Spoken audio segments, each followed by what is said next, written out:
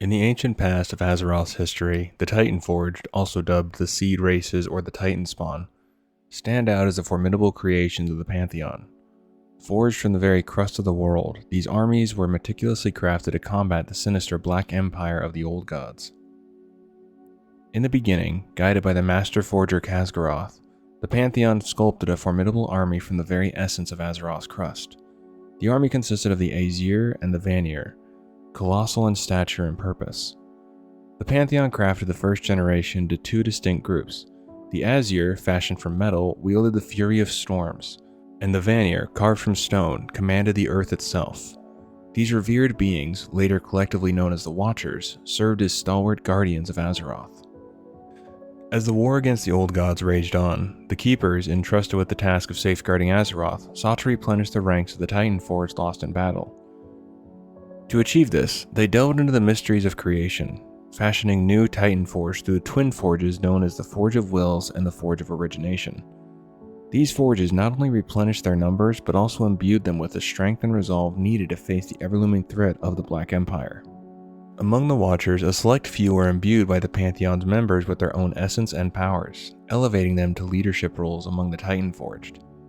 These empowered guardians came to be known as the Nine Keepers, each bearing unique traits of their creators. Archytas, empowered by Khaz'goroth, Freya, empowered by Eonar, Hodor and Thorm, empowered by Golganeth, Loken and Mimiron, empowered by Norgannon, Odin and Ra, empowered by Aman'Thul, and Tyr, empowered by Agramar. With their army ready, the Titan Forged marched forth to wage war against the ancient evils that threatened Azeroth. This army, born from the very fabric of the world, was destined for greatness and glory on the battlefield. After crashing into Azeroth from the depths of the Great Dark Beyond, or just basically space, that's just what they call space in the WoW universe, the Old Gods plunged their twisted tentacles into the world's vulnerable surface, aiming for its budding world soul at its core. Their corruptive touch birthed two malevolent races from the oozing organic matter, the cunning Unraki and the resilient Akir. The Unraki, known as the Faceless Ones, took charge, using the insectoid Akir as their workforce to construct vast citadels and temples around the colossal forms of their malevolent masters, the Old Gods. The grandest of these structures rose around Yasharah, the most potent and malevolent of the Old Gods. This emerging civilization thrived near the heart of Azeroth's largest continent, spreading its tendrils of influence across the globe, eventually solidifying into the infamous Black Empire. This shadowy realm was characterized by immense sacrifices and eerie structures pulsing with void energy, casting a dark shadow over the world. The emergence of the Black Empire sparked concern among the Elemental Lords, the original inhabitants of Azeroth. The Elemental Lords were Neptulon, the Tidehunter, Therazane, the Stone Mother, Ragnaros, the Fire Lord, and Alakir, the Wind Lord. Recognizing the Old Gods as a dire threat to their sovereignty, the Elemental Lords took unprecedented action, banding together against this common foe. It marked a pivotal moment in Azeroth's history as the world spirits united in a bid to repel the encroaching darkness. Despite their united front, the Elemental Lords found themselves overwhelmed by the relentless hordes of Unraki and Akir. The Old Gods' forces proved too formidable, eventually leading to the subjugation of the Elemental Lords. With the native spirits subdued, the Black Empire expanded its dominion, casting a perpetual twilight over Azeroth.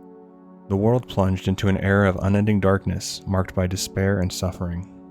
A perpetual conflict raged as their twisted armies clashed in unending warfare. Led by the formidable Cathraxi warlord Zanaz, the forces of N'Zoth relentlessly battled against those of Cthulhu and Yogg-Saron. Amidst this chaos, N'Zoth suffered a significant defeat against Yasharah in what would later become the Broken Shore. However, true to his nature, even defeat proved advantageous for N'Zoth in the grand scheme of its malevolent plans.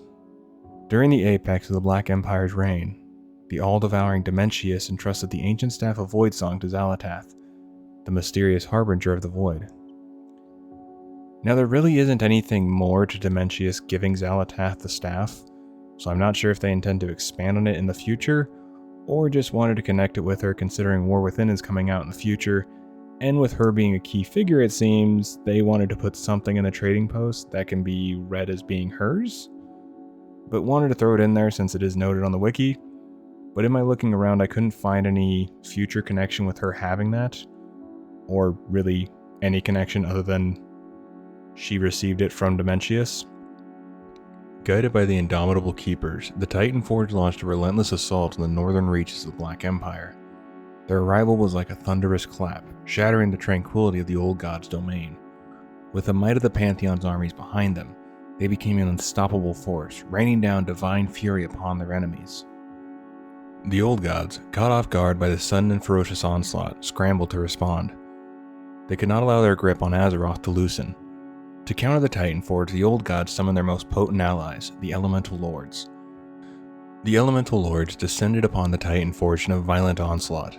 Faced with this multifaceted threat, the Keepers devised a cunning strategy. They divided their forces, each group tasked with confronting a specific Elemental Lord. Tyr and Odin, renowned for their valor and prowess, volunteered to face Ragnaros the Fire Lord, the most destructive of the Elemental Lieutenants. The battle that ensued was cataclysmic, raging for weeks and scorching the land with flames and molten rock. Despite the Fire Lord's relentless assault, the Keeper's unyielding metal forms proved impervious to his fiery wrath. With unwavering determination, Tyr and Odin pressed on, gradually forcing Ragnaros to retreat back to his volcanic lair in the east. In a landscape scarred by boiling acid seas and skies choked with ash, the two Keepers emerged victorious, their triumph a testament to their resilience and unwavering resolve. As the Titanforge battled on multiple fronts, Archytas and Freya focused their might on Therazane the Stone Mother, the elemental ruler of Earth. Seeking refuge within her formidable stone spire, Therazane hoped to shield herself and her minions from the onslaught. However, Archytas, wielding his mastery over the earth, he weakened the very foundation of the citadel and shattered the rocky giants that guarded the area. Freya, in turn, summoned immense roots from the earth, interweaving the fortress in a vice-like grip. These colossal tendrils, with a will of their own, burrowed through rock and crystal, wrenching the citadel apart until its walls collapsed upon Therazane, sealing her fate. Meanwhile, Ra, Thorm, and Hoder engaged in a fierce aerial battle against Alakir the Windlord. With their command over the skies and tempests, they drove Alakir back to his mountainous lair, unleashing lightning and storms upon him. Despite his formidable powers, Alakir found himself overwhelmed by the combined might of the three Keepers.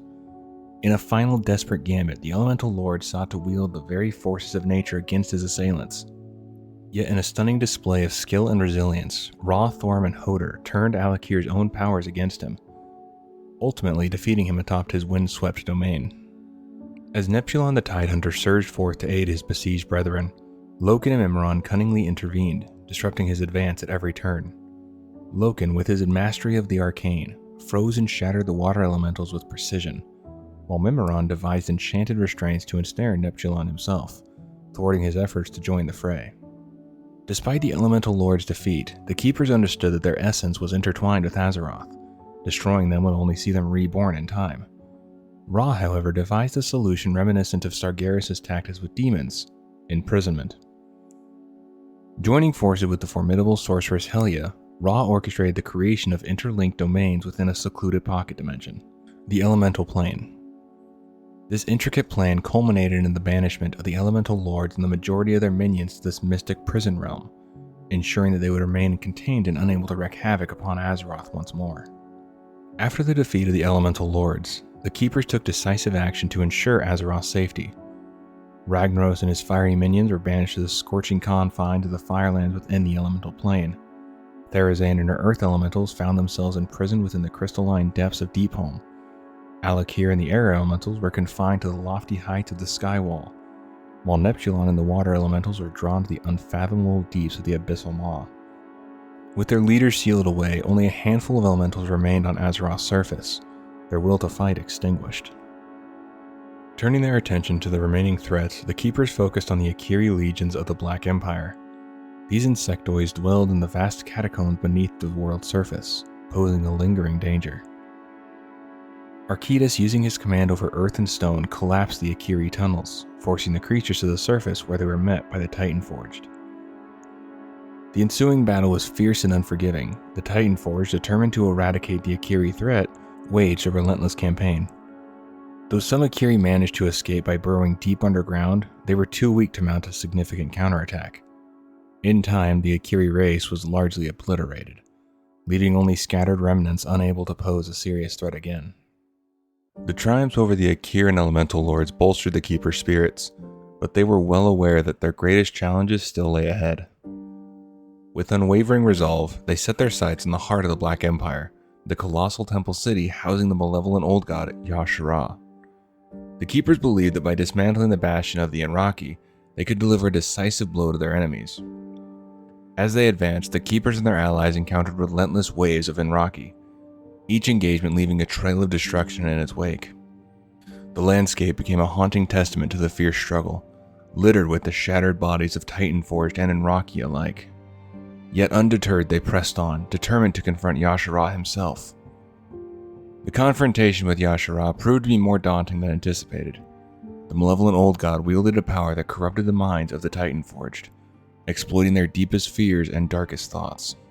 Fearing that Yashara would overwhelm their forces, the Pantheon made a momentous decision. Despite the potential consequences for Azeroth itself, they resolved to intervene directly. Recognizing the urgency of the situation, the need to eliminate this grave threat once and for all. Amanthul reached down from the heavens and ripped Yashara from the planet's crust. By doing this, he inadvertently wounded Azeroth due to Yashara reaching its tendrils deep within Azeroth's crust. From that point, out of fear of harming Azeroth more, they knew they had to imprison the rest of the old gods and hoped that their evil will stay there forever. Before the Titans left the planet, they bestowed the Pillars of Creation onto the Keepers to aid them in shaping Azeroth. After the Titans departed, the Keepers undertook a series of monumental tasks to stabilize the slumbering world soul of Azeroth. They stemmed its bleeding, which gave rise to the mystical Well of Eternity, a wellspring of unimaginable power. Establishing Ulduar as their bastion, the Keepers worked tirelessly to forge a new order. They constructed the Forge of Origination, a marvel of engineering that could reshape the very essence of Azeroth, and the Forge of Wills, which crafted new Titan-forged races such as the Earthen and Mogu, each imbued with unique abilities and purposes. Through their ingenuity and dedication, the Keepers left an indelible mark on Azeroth's landscape, shaping its destiny in profound and enduring ways. Bound by chains forged of celestial might, the old gods were ensnared in a prison of their own making, their malevolence contained but never truly extinguished. Meanwhile, the elemental forces, bereft of their malevolent masters, were cast into the abyss, condemned to eternal strife and turmoil. Yet from the Forge of Unrest emerged a newfound tranquility. With the departure of the elementals, the world breathed a sigh of relief, nature reclaiming its rightful balance. And as the Titans surveyed their handiwork, they knew that the threat had been contained, and that a new era of peace and prosperity could dawn upon the world. Thus, with steadfast determination, they set to work, shaping the world into a realm of boundless wonder and possibility. In a daring gambit to counter the insidious threat posed by the old gods, the mighty Pantheon embarked on a bold experiment within the halls of Uldir. Delving deep into the mysteries of corruption, they sought to unravel the mysterious forces driving the relentless hunger of the ancient entities. Yet in their pursuit of a solution, the Titans unwittingly unleashed a force more formidable than they could have ever imagined. From the trials of their experiments emerged G'huun, a perfect embodiment of the insatiable appetite for corruption that plagued the world. Born from years of tireless experimentation and boundless curiosity, G'huun defied all attempts at containment, its essence pulsating with a malevolent vitality that threatened to consume all in its path. Faced with an adversary beyond their comprehension, the Titans were forced to take drastic action. In a desperate bid to stem the tides of darkness, G'huun was sealed within the depths of Uldir, its malevolent influence confined within the ancient halls. Yet even as the doors were sealed shut, the echoes of its presence reverberated throughout the ages, a grim reminder of the perils that lurked within the shadows. In the quest to shape the world, the Titans called forth diverse races to aid them in their monumental task. From the depths of the earth to the expanse of the seas, each race was bestowed with unique gifts and responsibilities. Crafted from magical living stone, the stalwart earthen were tasked with delving deep into the earth, carving out vast caverns and tunnels beneath the surface. Their sturdy forms and unyielding resolve made them the perfect guardians of the Titan subterranean realms. Guardians of the lush Vale of Eternal Blossoms, the stone Mogu stood as sentinels against any who would threaten the tranquility of this sacred land. With their towering stature and unwavering loyalty, they ensured that the Vale remained untouched by the ravages of time. Beneath the waves, the sea giants toiled tirelessly, dredging the seas and raising land from the seafloor to form the continents. Despite their immense size, their gentle nature belied their formidable strength, as they labored to shape the world according to the Titan's vision. Through countless ages, the Titans sculpted and molded the earth until at last a single continent emerged, a testament to their tireless efforts. At its heart lay the Well of Eternity, a shimmering pool of radiant energy that would serve as the lifeblood of the world. As life began to flourish upon the primordial land, the Titans beheld their creation with pride and reverence, and as the sun set on the final day of their labors, they christened the continent Kalimdor, the land of eternal starlight, a testament to the boundless potential that lay within its embrace. Establishing Ulduar as their bastion, the Keepers worked tirelessly to forge a new order. They constructed the Forge of Origination, a marvel of engineering that could reshape the very essence of Azeroth, and the Forge of Wills, which crafted more Titan-forged races such as the Earth and Imogu, each imbued with unique abilities and purposes. Through their ingenuity and dedication, the Keepers left an indelible mark on Azeroth's landscape, shaping its destiny in profound and enduring ways. Now I wanted to go over how the Aspects got their abilities, and what made the decision for the Titans to bless the Aspects with their powers from the beginning in the story, Dawn of the Aspects. But I won't cover everything from the novel. With Tyr being highly involved, it seemed like a good time to talk about it here, so let's dive into it. Once revered among his kin, Galakrond's transformation from benevolent hunter to fearsome terror sent ripples of dread through the lands of ancient Azeroth. The proto-dragons, once his companions, now cowered in fear at the mere mention of his name. The source of Galakrond's corruption lay hidden amidst the shores of Uldurus, where the sacred waters of the Dragon Isles mingled with the malevolent energies of Yogg-Saron. It was here that the Titan-forged relic, corrupted by ancient malice, granted Galakrond the power to grow and mutate at an alarming rate, unleashing chaos and destruction in his wake. As the tendrils of corruption tightened their grip upon the land, the fate of Azeroth hung in the balance, its future uncertain in the face of an ancient evil reborn. In the heart of a bustling hunting ground, Galakrond's sudden appearance cast a shadow of fear over the gathered masses. The once bountiful land, teeming with life, now stood as a grim testament to the terror that lurked within its depths. As whispers of confusion and apprehension spread among the proto-dragons, Malygos, with his keen intellect, questioned the inexplicable change in Galakrond's behavior. In response, his new friend Neltharion offered a simple explanation. More food lay within reach, ripe for the taking. Yet Malygos, ever the voice of reason, voiced his concerns, reminding his comrades that the bounties of the land were theirs by right. The notion of cannibalism, once unthinkable amongst their kind, now reared its grotesque head as Galakrond's insatiable hunger led him to prey upon his own kin. But the horror did not end there. With each victim claimed by Galakrond's ravenous maw, a sinister transformation took hold, twisting the fallen proto-dragons into grotesque abominations known as the Not Living. Enslaved to their master's will, they rose from the depths of death to serve as his unholy minions, harbingers of doom amidst the once serene landscape. Under the malevolent gaze of Galakrond, the nightmarish reign of the Not Living spread like a shadow across the land, their twisted forms haunting the once peaceful skies. At their master's command, they stalked their living kin. Their tainted fangs spread a dark contagion with each savage bite. Amidst the chaos, a young proto-dragon named Koros found himself drawn to the allure of power, believing that Galakrond, in his twisted wisdom, would spare those who pledged their loyalty to him. In a clandestine pact forged in shadows, Koros betrayed his brethren, offering up their secrets to the insatiable hunger of their monstrous tyrant. With treacherous whispers, Koros fed Galakrond the time and place of the impending assault, a strategic gambit to curry favor with the beast and secure his own survival. Yet as Galakrond soared into the skies, his thoughts consumed by the promise of a bountiful feast, Koros and his band believed themselves spared from his wrath. Their hopes shattered like fragile glass, Galakrond's deceit knew no bounds. In a swift and merciless display of dominance, he descended upon them like a wrathful god, devouring them whole as they fled in terror, their screams lost amidst the thunderous war of their conqueror. In a desperate bid to outmaneuver Galakrond's treachery, Talanixia, the chosen alpha among the living proto-dragons, devised a cunning strategy, altering their plans to strike at a different time and place. Yet even amidst their calculated precautions, the insidious influence of the Not Living proved to be their downfall. With eerie precision, Galakrond orchestrated a deadly trap, luring the unsuspecting proto-dragon into his clutches, bursting forth from the earth with primal fury. He decimated their ranks with a savage ferocity, leaving devastation in his wake. Despite Talanixia's efforts, the tide of battle turned against them, their forces shattered by Galakron's unstoppable onslaught. In the chaos that ensued, the dragon aspects Malygos, Nozdormu, and Neltharion rallied to their aid, thwarting Galakron's insatiable hunger with their formidable powers. As the battle raged on, Malygos, guided by a sense of urgency, sought out the elusive Ysera and Alexstrasza. Yet it was the intervention of the mysterious keeper Tyr that proved to be the turning point, his mighty hammer stunning the beast into submission.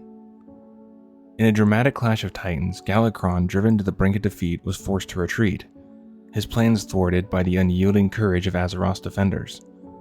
And though the battle may have been won, the echoes of their struggle would linger on, a reminder of the enduring resilience of those who dared to defy the darkness. In the hushed whispers of ancient mountains, Tyr convened with the 5 valiant proto-dragons, their resolve unwavering as they plotted the downfall of Galakron. With a strategic eye and a heart brimming with courage, Tyr revealed the opportune moment to strike, the perfect juncture to confront their monstrous adversary. As the shadows of twilight danced upon the rugged landscape, Tyr and his companions fortified themselves, replenishing their strength for the impending battle. With renewed vigor coursing through their veins, they converged upon Galakron's lair, their hearts aflame with righteous fury. Amidst the towering crags of Galakron's resting place, Tyr and the intrepid proto-dragons assembled, their spirits ablaze with determination as they prepared to face the monstrous titan once more. With a defiant roar, they launched themselves into the fray, their resolve unyielding despite the odds stacked against them. As Galakron loomed larger and more grotesque than ever before, the battlefield erupted into chaos, the air crackling with the searing energy of conflict. Amidst the swirling maelstrom of battle, the spark of Tyr shimmered with an ethereal brilliance, its radiant glow a beacon of hope amidst the encroaching darkness. Yet even as Tyr unleashed his mighty hammer upon the monstrous titan, Galakron's mutated form proved impervious to his blows. With a sinister grin, the behemoth unleashed a ferocious gale, scattering his foes like leaves in the wind. In a moment of peril, Ysera, the ever-watchful guardian, appeared on the battlefield, her presence a ray of hope amidst the chaos. Yet as Galakron moved to devour her, Tyr's hammer rang out like a resounding echo of defiance, silencing the beast's laughter with a single mighty blow. With unwavering resolve, Tyr grappled with the monstrous titan, his blows raining down upon him with unrelenting fury. As Galakron thrashed beneath his assault, a profound transformation began to take hold, the corrupted influence receding to reveal the resemblance of a true dragon emerging from the depths of darkness. With a triumphant roar, Galakron claimed his prize, the gleaming artifacts and Tyr's hand vanishing within the carnivorous maw of the beast. Oblivious to the plight of his fallen foe, Galakron reveled in his newfound power, his form contorted by further mutation as the battle raged on. Unbeknownst to the triumphant monster, his adversaries slipped away into the night, their spirits unbroken despite the loss suffered on the battlefield. Amidst the chaotic clash of titans, the legendary artifacts of Tyr, the hammer of ancient power and the radiant spark of Tyr were torn from his grasp. With steady hand and unwavering focus, Malygos examined the gruesome wound, his heart heavy with the weight of their impending doom. Yet even as Galakron roared in triumph, his form swelling with newfound power, Malygos refused to yield to despair. Amidst the frigid embrace of a frozen lake, an unconscious Tyr lay silent upon the icy shore, his fate shrouded in mystery. As the proto-dragons grappled with the uncertainty of his disappearance, whispers of fear and suspicion filled the air. In the depths of their despair, a glimmer of hope emerged from the shadows in the form of 2 mysterious keepers, their presence a beacon of reassurance amidst the darkness.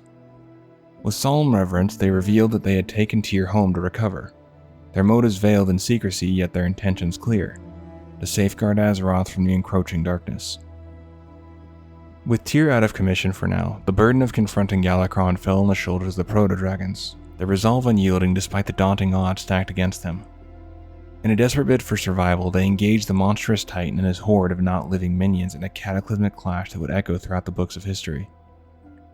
In a moment of brilliance, Malygos seized upon an opportunity to turn the tide of battle in their favor.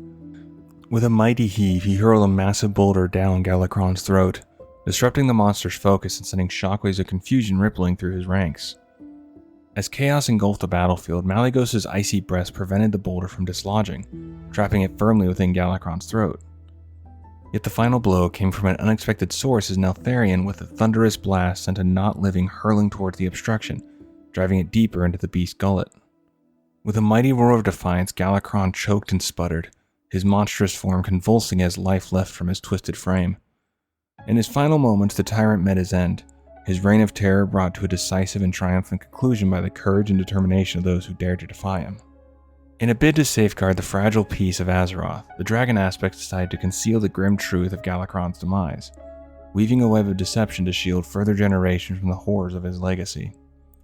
Embracing the whispered rumors that had people believing that the Titans had created the Aspects from Galakron, they sought to obscure the dark chapter of history that had threatened to cast a shadow over the realm. With Galakron's monstrous reign finally brought to an end, the remnants of his existence became relics of both dread and fascination.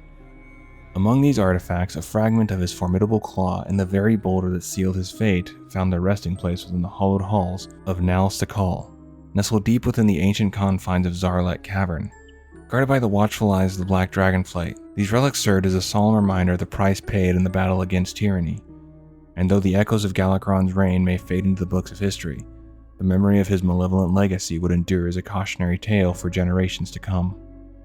In the wake of their victory over Galakron, each proto-dragon was bestowed with divine gifts, entrusted with the sacred duty of safeguarding the realm of Azeroth and guiding its destiny. Alexstrasza and Ysera, blessed by the benevolent hand of Ionar, ascended to positions of unparalleled authority. Alexstrasza the Lifebinder was charged with the solemn duty of protecting every living being that roamed the world, while Ysera the Dreamer was tasked with nurturing and preserving the untamed beauty of nature from her ethereal realm, the Emerald Dream. Nozdormu, granted the wisdom of Aman'Thul himself, assumed the mantle of Timekeeper, entrusted with the sacred task of safeguarding the intricate tapestry of time itself, ensuring that the threads of fate remained unbroken. Malygos, chosen by the mystifying Norgannon, was anointed as the Arcanist, the guardian of magic and the arcane mysteries that lay hidden within the fabric of reality. And lastly, Neltharion, blessed by the mighty Khaz'goroth, emerged as the Earth Warden, bestowed with dominion over the very Earth itself and the deep recesses that lay beneath its surface. Together, these newly anointed leaders stood as pillars of strength and guardians of the realm, their destinies intertwined with the fate of Azeroth itself. And as they took up their sacred duties, they vowed to protect their world with unwavering resolve, forging a legacy that would endure for eternity. In a display of unwavering loyalty and craftsmanship, Tyr's steadfast friend Jotun fashioned a replacement for his severed hand, an intricate closed fist forged from shimmering silver. A testament to their bond, Jotun also emblazed Tyr's new silver hand symbol onto his mighty hammer, a gesture of solidarity and resilience. Curious about Tyr's decision to showcase his wound, Jotun questioned the wisdom of drawing attention to his injury. Yet, Tyr's response was one of unwavering conviction. To him, his argent hand was not a symbol of defeat, but rather a testament to the sacrifices made in defense of Azeroth. With pride in his heart, he sought to share this message with the world, transforming his hammer into the legendary Silver Hand, a beacon of hope and resilience for all who beheld it. In the wake of the Dragon Aspect's ascension, Tyr embarked on a noble endeavor crafting the Refti, a Titan-forged race destined to serve in harmony alongside the dragons. To accommodate his new allies, he constructed the grand facility known as Olderus, a sanctuary that would come to be affectionately dubbed Tyrhold by the dragons. Though initially embarrassed by the moniker, Tyr's enduring legacy would leave an indelible mark upon the world, his creation serving as a testament to his unwavering dedication to the cause of peace and unity. And though his journey may have been fraught with challenges and setbacks, Tyr's spirit would live on through the generations, a guiding light in the darkest times. Now I want to talk about the Keepers themselves in more detail, but only a few of them really have a deep background, while others just have a few paragraphs. So the ones with more detail I'll talk about first, and then the ones with less I'll talk about at the end in more of a group talk. The ones with more backstory are Loken, Freya, Odin, and Ra. Tyr is kinda in that list, but after covering Dawn of the Aspects, his is kinda in the middle. But first, let's talk about Freya. In the ancient tapestry of Azeroth's creation, Freya brought forth the Emerald Dream during the cosmic orchestration known as the Ordering of Azeroth. The whispers of lore echo conflicting tales. Some weave the narrative of Freya conjuring the dream from the void, while others contend that this ethereal realm was a slumbering daydream within Azeroth's world soul. a dream that Freya skillfully shaped into the mysterious canvas now celebrated as the Dream, a conduit to commune with the blossoming Titan's essence. Amidst the verdant embrace of the Emerald Dream, Freya planted the majestic Gungnir, the Mother Tree, atop a lofty peak. This colossal tree bore fruits and flowers, unleashing a cascade of life that rippled through the Dream's landscapes. While Freya crafted numerous pools of life across this ethereal realm, Gungnir stood as the premier genesis, towering in splendor and radiance. For eons, Gungnir served as a wellspring of healing and equilibrium. Its influence stretched beyond the Dream into the tangible realm, a guiding force for Azeroth's natural essence. Freya's wanderlust led her across the world, in pursuit of locations where the energies of the Well of Eternity came together. In these mystical areas, she meticulously shaped a tapestry of life so diverse and astounding that it became a testament to her mastery. These sacred sites, now veiled in the mysteries of time, grace the polar extremes of the world. Ungoro Crater, Sholazar Basin, and the Vale of Eternal Blossoms, once bearing names whispered by Freya's lips, became landscapes of unparalleled beauty and diversity, resonating with the echoes of her primordial artistry. Embarking on her quest to infuse the world with vitality, Freya planted a seed of creation in the emerging land of Pandaria, nestled close to the potent energies of the Vale of Eternal Blossoms. This seed gave rise to Fuzan, the first tree guardian, whose roots delved deep into the resonant power of the Vale. As Fuzan flourished, a verdant symphony unfolded, birthing towering trees that stood as guardians of the Dream and manifested their vibrant counterparts in the waking world of Pandaria. Every lush forest that graced this mystical realm traced its lineage back to Fuzan, the pioneering tree that wove the essence of life throughout the heart of Pandaria. From Freya's hidden sanctuaries, a select few untamed creatures transcended ordinary bounds, surpassing all expectations with their extraordinary might. These magnificent beings earned the title of the Wild Gods. In Freya's eyes, they were her progeny, intricately woven into the fabric of the Emerald Dream. Together, they roamed the primeval landscapes of Kalimdor, a familial bond uniting them as they embarked on their celestial journey. Mount Hyjal, bathed in the ancient echoes of their presence, bore witness to the shared odyssey of Freya and her formidable wild gods. Prior to embarking on her journey to breathe life into the border realms of Azeroth, Freya fashioned a wandering staff from a branch of Fuzan, christening it Fuzan, the Wanderer's Companion. This enchanted walking stick became a timeless artifact, accompanying her throughout the vast expanse of creation. In the heart of Sholazar Basin, Freya wove the Avatar of Freya into existence, an ethereal failsafe to stand sentinel over the region in her stead, a guardian born from necessity, poised to watch over the land should the threads of Freya's presence ever falter. During her odyssey across Azeroth seeking extraordinary creatures, Freya stumbled upon a scene of nature's struggle, a panther cub valiantly fending off a wolf pack after losing her mother. Undeterred by her wounds, the resilient cub fought with primal ferocity, driving the wolves away. Enchanted by this untamed spirit, Freya cradled the panther, her joy undiminished by the scratches that followed. She mended the cub's wounds and christened her Ashamain, a tribute to the striking black fur that embodied the wild essence within. In the enchanting realm of Grizzly Hills, Freya encountered a pair of youthful and inquisitive bears, Ursoc and Ursul. Perceiving the latent greatness within them, Freya glimpsed the destinies they would weave. Bestowing upon Ursoc the mighty claws of Ursoc, intricately forged from the very essence of Titan steel, she marked him as the guardian of these formidable talons. Throughout the tapestry of countless battles, Ursoc wielded these sacred claws until his valiant demise amid the tumultuous events of the War of the Ancients. In addition to the wild gods she had already discovered, she found 4 more who exemplified an unwavering commitment to peace and wisdom. Yu'lon, Nuzhao, Zhuan, and Qiji, revered for their celestial grace, eventually earned the title of the August Celestials among Pandaria's native inhabitants. Freya, with her foresight, knew that these divine beings would be instrumental in safeguarding the region. In a touching encounter, Freya shared her apprehension with the Celestials about an encroaching darkness from the north, sensing an imminent confrontation. Entrusting her cherished staff Fuzan to their care, Freya uttered a solemn request. "If I do not see you again, return this staff to Azeroth, to one of its children. Give it to someone who loathes battle and loves peace." Yu'lon, the Jade Serpent, pledged to safeguard the staff. Regrettably, Freya's return never materialized. as she fell victim to defeat at the hands of Loken and succumbed to enslavement by Yogg-Saron, leaving the staff and her unfulfilled wish in the embrace of Pandaria's mysterious celestials. Now we move on to the one who caused so much trouble for us on Azeroth and the other keepers, Loken. A keeper forged by the Pantheon to lead the Titan-forged armies against the Old Gods, received his power from Norgannon. In a fierce battle alongside Mimiron, they triumphed over Neptulon the Tidehunter. However, Loken's life took a tragic turn when an affair with Sif, his brother Thorm's wife, led to a disastrous accident. Manipulated by the imprisoned Yogg-Saron, Loken, driven by fear of losing Sif, inadvertently caused her death. Overwhelmed with guilt but afraid to confess to Thorm, Loken deceived his brother, blaming Arngrim, the king of frost giants, for the tragedy. To end the ensuing war, Loken created an army using the Forge of Wills, unknowingly spreading the curse of flesh that would transform Titan Forged into flesh.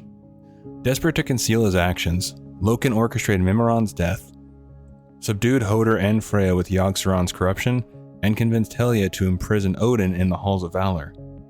Learning of the Pantheon's demise, he exiled all Titan Force from Ulduar and withdrew into its depths. The only witnesses to Loken's betrayal were Tyr and Arquitous, who alongside Ironea and allies stole the discs of Norgannon to uncover the extent of his treachery. In pursuit, Loken sent monstrous Cathraxi, but Tyr sacrificed himself, allowing his comrades to escape with the discs.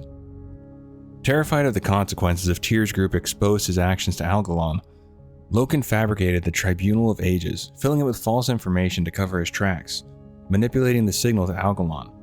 He ensured no living being could contact him until Loken's death. The complex web of deception and tragedy unfolded within the shadows of Ulduar's depths. For countless millennia, Yogg-Saron languished in captivity, holding the Keepers, including Loken, in a muted state within Ulduar. His control over them was feeble, and attempts to persuade them into directly aiding the Old God had met with resistance. The turning point came when Cho'Gall, a member of the Old God-worshipping Twilight Hammers clan, infiltrated Ulduar, weakening Yogg-Saron's chains. Suddenly, the entity's influence of the Keepers intensified, transforming as sturdy as iron. Under Yogg-Saron's command, Loken was tasked with using the Forge of Wills to fashion a new army. In Loken's skilled hands, the Forge unleashed hordes of iron dwarves in Vrykul, hungry only for bloodshed and war. During the war against the Lich King, Thorm, aided by adventurers aligned with the Sons of Hodor, unraveled the truth and reclaimed his weapon and armor. Fueled by righteous fury, he confronted his treacherous brother in a bid for justice. However, it proved to be an intricate deception orchestrated by Loken. The ruse successfully lured Thorm from the safety of the Temple of Storms, where proximity to his Dark Master granted Loken the power to withstand Thorm's assault. Subsequently, Loken captured Thorm and his loyal proto-drake Varanus, intending to plunge them into madness through the influence of Yogg-Saron. Loken's schemes extended to enlisting Ignis the Furnace Master for transformative tasks. One notable instance involving morphing Varanus into the formidable plated monstrosity known as Razor Scale. Additionally, Loken commissioned the creation of Kolagarn, a colossal stone construct to guard the shattered walkway leading to Ulduar's inner halls. Upon Loken's demise in the Halls of Lightning, he ominously proclaimed that his death heralded the world's end. The map of Azeroth erupted in flames, launching a beacon of light skyward. As revealed by the Archivum console in Ulduar, Loken's death triggered the Algalon failsafe, an emergency signal leading to the arrival of Algalon the Observer. This signaled potential planetary failure, initiating a diagnostic process with two possible outcomes. Reply code Alpha indicated all was well, while reply code Omega signified planetary reorigination. When questioned about the latter, the console explained the Titan's plan: the complete destruction of Azeroth and its lifeforms, followed by the meticulous reconstruction of the planet from its base elements. In essence, the dire warning in Loken's dying breath hinted at the catastrophic consequence of his demise, a potential reset of Azeroth through the Titan's reorigination process. Odin, renowned for his leadership and valor, he commanded the Titan-forged armies in their relentless crusade against the malevolent forces of the Old Gods. Infused with the potent powers of Aman'Thul, Odin stood as a beacon of strength and resilience. In a pivotal moment, Odin alongside his stalwart ally Tyr faced the fiery fury of Ragnaros the Fire Lord, prevailing over the Elemental Lord in a battle that resonated throughout the scrolls of history.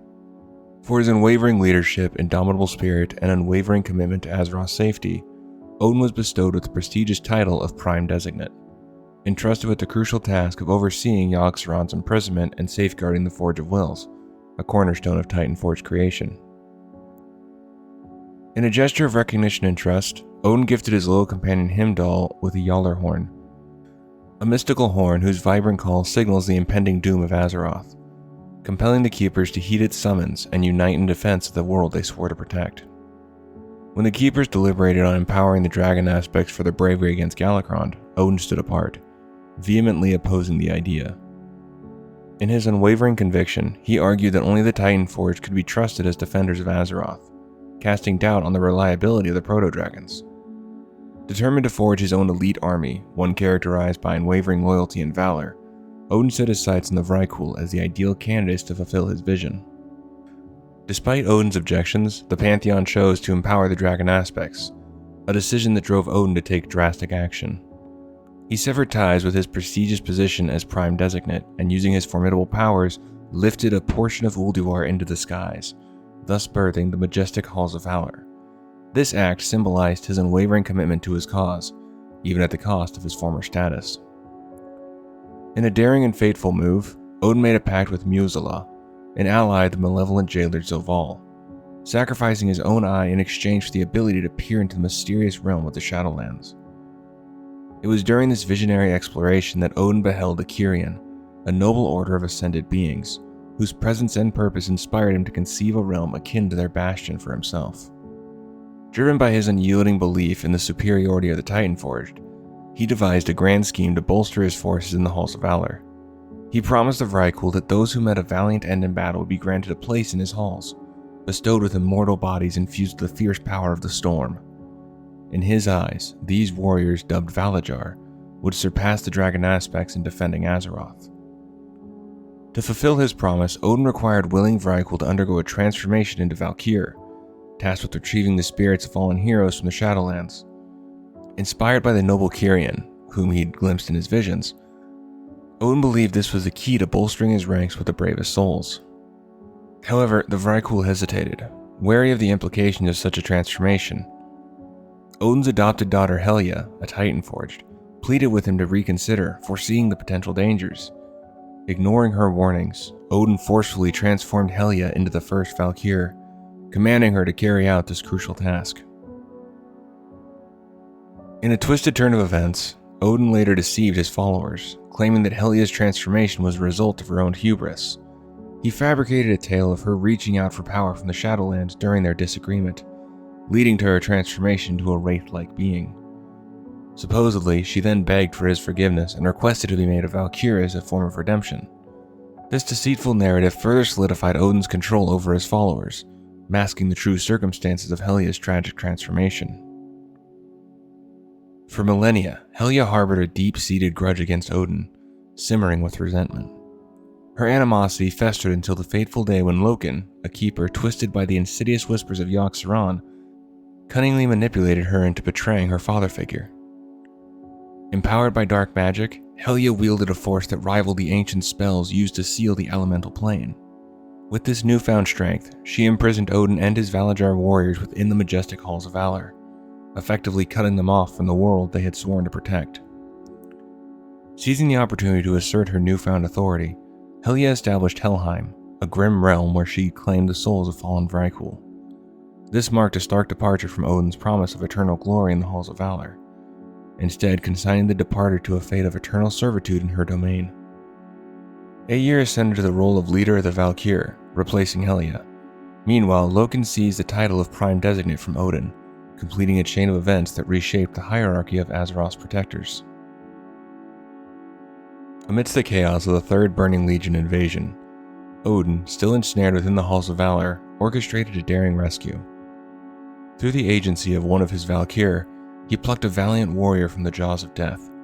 Recognizing the hero's unique status, unbound by the confines of the Hall, Odin anointed them as the leader of the Valajar, entrusting them with the crucial task of combating the Legion's onslaught. As the Legion's shadow loomed even larger, Odin devised a series of trials to assess the worthiness of Azeroth's champions. Disguised as Havi in the rugged expanse of Stormheim, he observed the champions, testing their mettle, strength, and determination. Only those deemed worthy of Odin's exacting standards were granted access to the Gates of Valor, a testament to their valor and resolve. Furthermore, Odin orchestrated a formidable duel within the hollowed halls of the Halls of Valor. Here, the champions faced off against the mightiest of foes to prove their prowess and determination.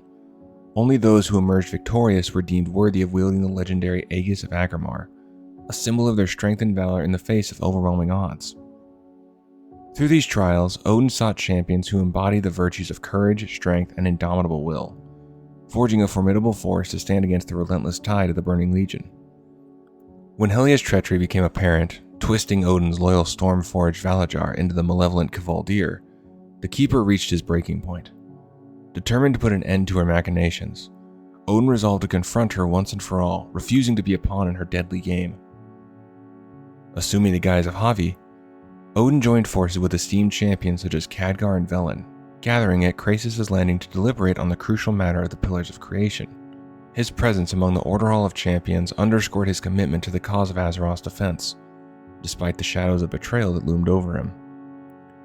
Additionally, Odin extended a rare invitation to the Huntmaster of the Unseen Path, granting them access to the Night of the Wilds. This mystical event heralded the awakening of legendary beast spirits, an awe-inspiring spectacle in the field of the Eternal Hunt. In a show of his unwavering dedication to finding the mightiest warriors, Odin annually conducted a rigorous trial for his Valajar. Known as the Battle Lord, this warrior was subjected to a series of grueling tests, designed to determine the land's strongest combatant. These trials not only showcased Odin's relentless pursuit of excellence, but also emphasized the valor and strength he sought in his champions. In the wake of the Legion's devastating incursion, Stormheim became a focal point for heroes of unparalleled valor. Odin, recognizing the potential of these champions to turn the tide against his ancient foe, Helia, devised the ultimate challenge, the Trial of Valor. This crucible was not just a test of strength, but a pivotal moment that could finally break Helia's grip on Helheim and secure Odin's long-awaited freedom. With the fall of Helia, the chains that bound Odin to the Halls of Valor were shattered. Free at last, he contemplated the passage of time, acknowledging that it had been eons since he had last beheld the grandeur of Ulduar. Perhaps, he mused, it was time to reunite with his kin, the Watchers, and reflect on the battles won and lost over the ages. Among the spoils of Helia's defeat was her horn, a powerful artifact capable of commanding the cursed legions of Kvaldir. Recognizing this strategic value, Odin entrusted the Battle Lord with a crucial mission, to wield the horn and lead the Kvaldir against the Legion's forces on the Broken Shore. This bold maneuver would not only strike a blow against the Legion, but also demonstrate the newfound freedom and autonomy of the Valajar under Odin's leadership. During the war against the Jailer, Odin's Valkyr mysteriously vanished one by one. Even those sent to search for their missing sisters failed to return.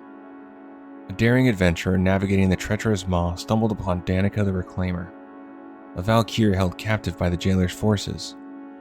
Upon her liberation, Danica unveiled a harrowing truth to Odin. Helia, thought vanquished, still lived, corrupting his Valkyr into Mawsworn, with the eye of the Jailer, once Odin's own eye. Enraged by this betrayal, Odin decreed that such an affront could not be left unanswered. Charging the heroes with a monumental task, he ordered the creation of the Ilskahorn, an artifact designed to lure the eye of the Jailer into combat. Additionally, the heroes were tasked with recruiting a group of valiant Valkyr, led by Danica, to join the fray against this insidious threat. Through sheer determination and unwavering courage, the heroes and their Valkyr allies confronted and vanquished the Eye of the Jailer, forcing it to retreat to its master's stronghold in Torghast. This triumph ignited a spark of hope in the hearts of Odin and his allies, bolstering their resolve to press forward in their battle against Soval the Jailer, confident the victory was in their grasp. In his hubris, Odin dismissed the plights of the dragons as inconsequential, commanding the Thawagnir to ignore the summons of the Dragon Isles. Enraged by his ignorance, Viranoth, a prominent member of the Thawagnir, rallied champions including Rathion to confront Odin and challenge his callous decree. The confrontation quickly escalated as Odin, stung by accusations of cowardice, lashed out in a furious onslaught. Enough of this foolishness!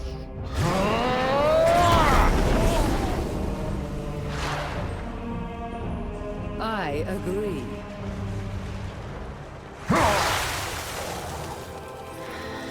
Dragons of the Storm, You are true dragons, not constructs beholden to an unworthy keeper. You are free to choose your own path. If you wish it, there is a home for you on the Dragon Isles. Join your king and claim your birthright. So before we dive into talking about Ra, I wanted to explain some of my confusion when I was looking more into this. The Wiki and Chronicles seem to have different info. On the Wiki, it is said that the Pantheon did the ordering of Azeroth and didn't depart Azeroth until the aspects were chosen. But from what I've read in Chronicles, it is the Titan Forge who ordered Azeroth after the Pantheon left following Yashara being ripped from the planet's crust. In Chronicles, it is said that the Keepers bestowed the blessing of the Pantheon onto the aspects. Chronicles even has the Pantheon's departure section before the Galakron section.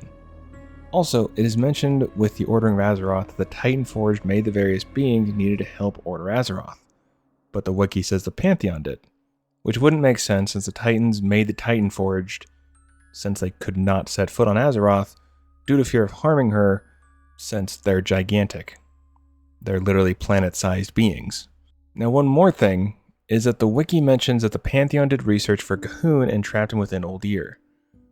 But I don't know how they did the research there since, as I mentioned before, they can't be on the surface due to their size.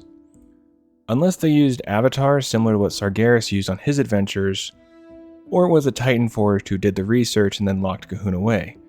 But the Wiki says the Pantheon did. So I'm not exactly sure, but I'm going to go with the Titan Forge did everything with the ordering and such, especially after the two forges, which allowed them to craft more beings to help them with such a task. Now, this isn't the first time that I've had this sort of confusion between what I've known from Chronicles to what I've actually found on the Wiki. I'm not sure if just whoever wrote the Wiki just mistyped, or if there's some sort of conflicting stuff within the game. Because even within the game, there's actually a book you can find at various locations in the game that says the Pantheon did a lot of this stuff. So I'm not exactly sure, but from what I've read in Chronicles, the Titan Forge did the ordering thanks to the Pillars of Creation, plus the Titan Forge that they were able to craft like the Earthen and the Mogu. So that's the basics of my confusion while doing the research for this video. But I wanted to add in both sides of it and explain what I had found so people know. Hopefully it isn't too confusing, because my brain hurts. Alrighty, now that I've hopefully explained that in a somewhat cohesive way, let's dive into Ra's history. Among the ranks of the Titan Forged, Ra stood as a formidable creation, crafted by the Titans themselves to combat the insidious threat of the old gods plaguing Azeroth.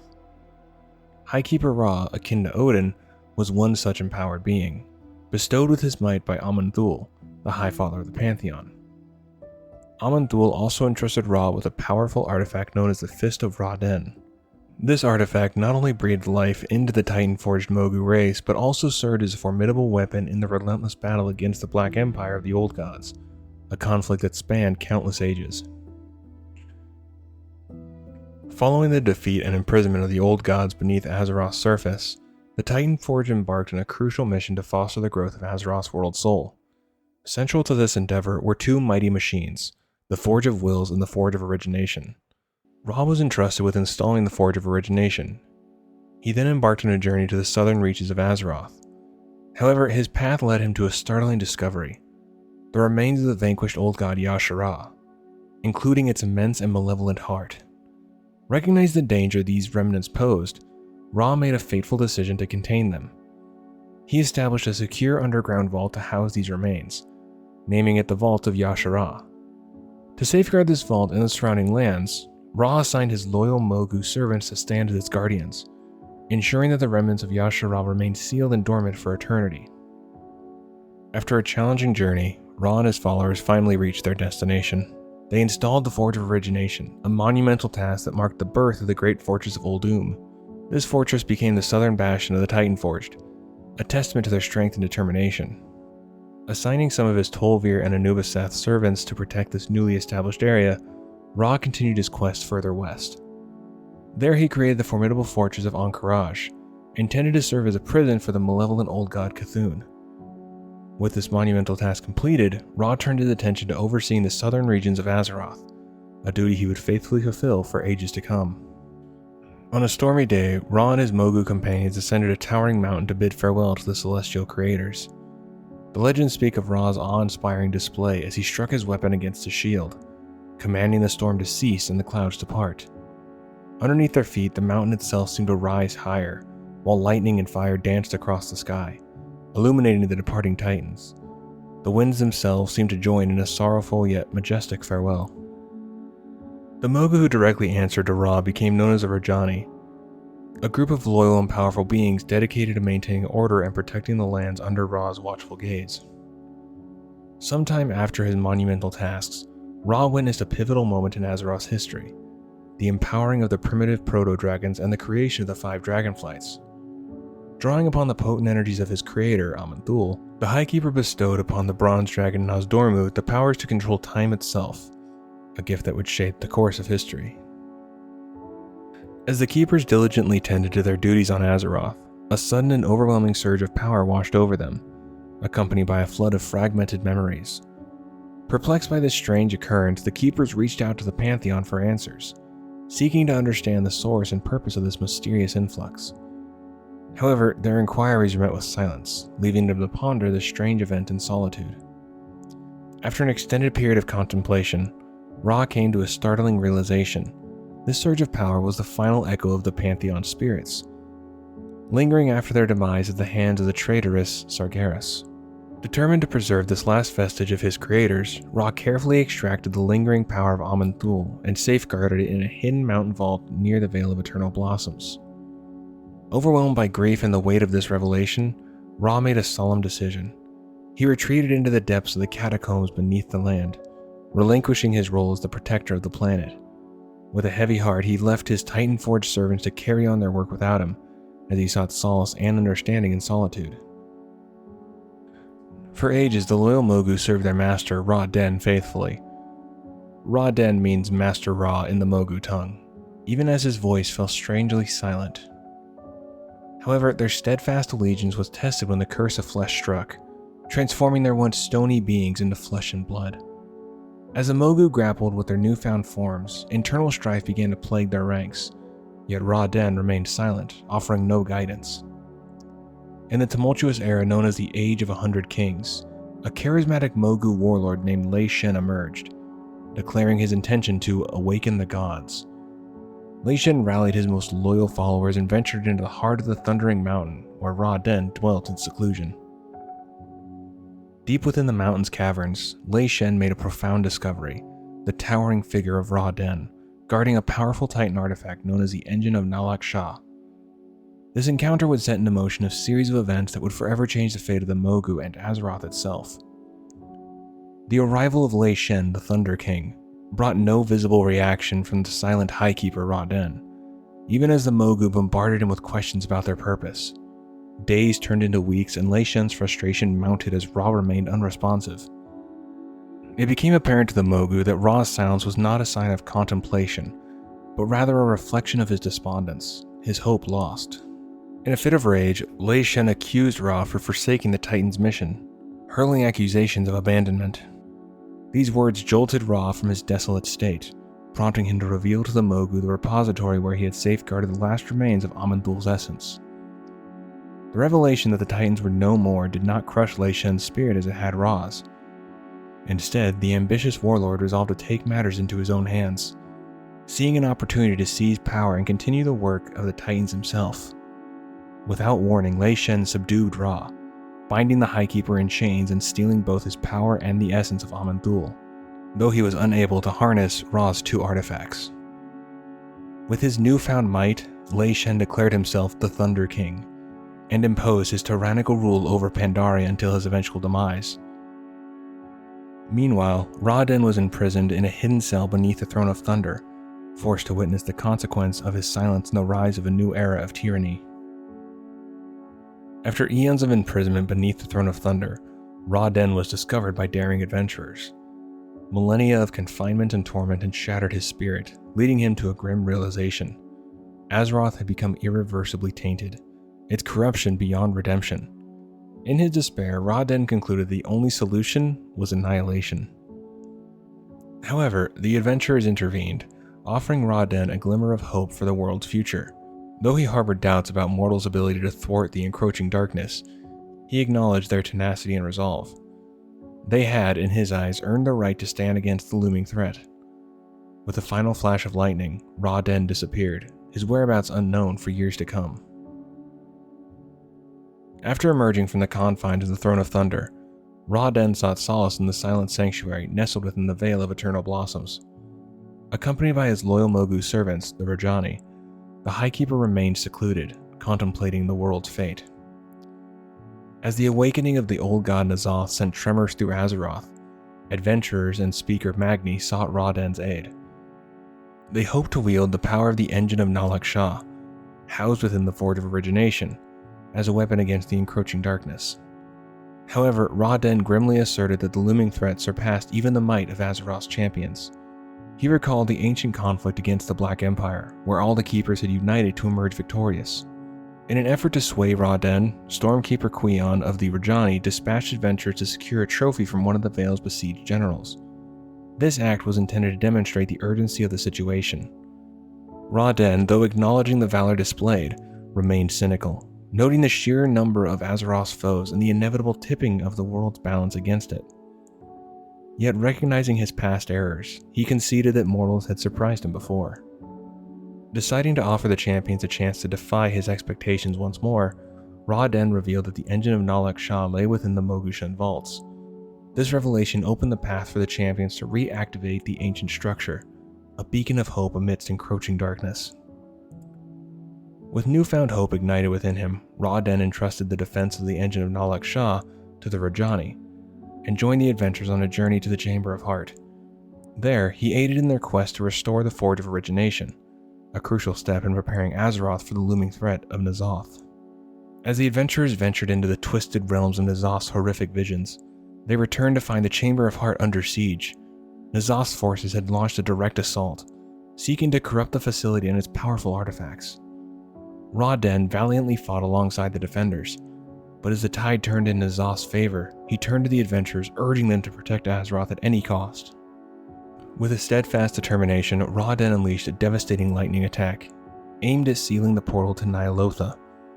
His sacrifice was swift and selfless as he hurled himself into the portal, ensuring its destruction even as he was pulled into the realm of the Old God. Magni later reflected that without Ra-Den's sacrifice, N'Zoth would have seized control of the Chamber of Heart and potentially all of Azeroth. Ra-Den's sacrifice stood as a testament to his unwavering dedication to safeguarding the world. Immersed in the nightmarish depths of Ny'alotha, Ra-Den's lingering despair consumed the flicker of hope that had sustained him.